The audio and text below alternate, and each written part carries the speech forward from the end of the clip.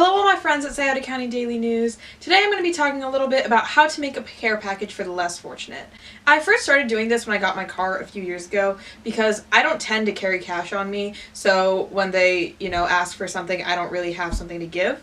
So I started making these care packages instead. The goal is to make a pack with things that you can more or less find in your house so you're not going out looking for things, and you can also get some stuff out of your house that you may not be using that someone else would be able to use more. With that being said, let's get started.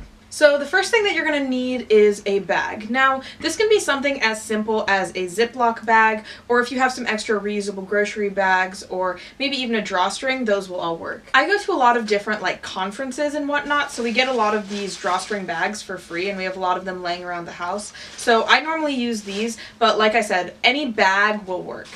The second item is going to be socks. Several interviews done with people who are living without housing have found that socks are the most sought after item.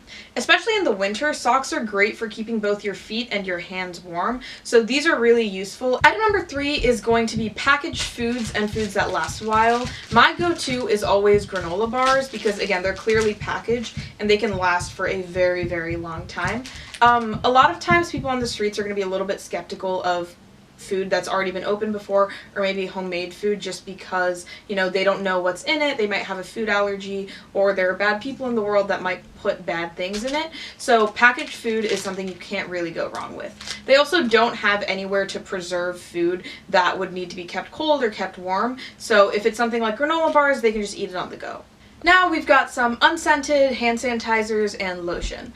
Again, these are things that just come in packages, a lot of times I'll take them from hotel rooms and things like that. The reason I say unscented is because unscented things tend to be hypoallergenic, so they can use for a wide variety of people, and if you have allergies, you can still use them.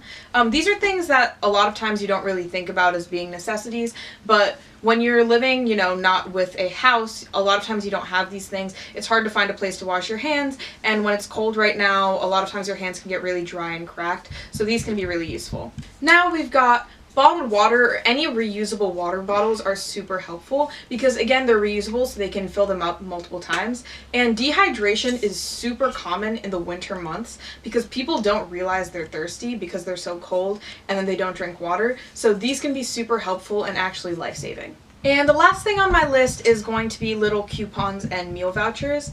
I got this. This is a free entree from Chipotle. I think we won it in a raffle or something. But these are really good because it allows them to get that food whenever you want. And a lot of people's skepticism with giving money to people living without housing or people living on the streets is that they don't know what that money is going to go towards. So if you get them a coupon, then you know exactly what they're going to spend that money on and that it's going to be something that's helpful for them.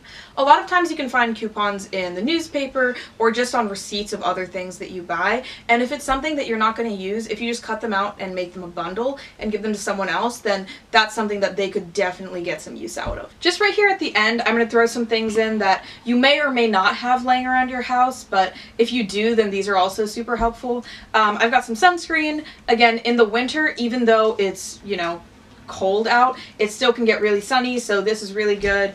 Deodorant just for hygiene reasons, chapstick. Other good things could be hand warmers, ponchos, plastic combs or toothbrushes. All things like that could just really help enhance their lifestyle a little bit more. So this is kind of just like a final shot of everything that's going in the bag. If you wanted a quick recap, wanted to take a look.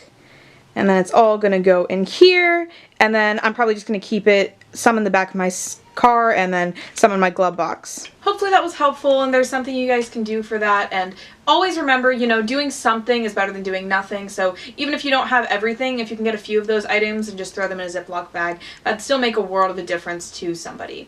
That's all for now. See you soon, Scioto County Daily News.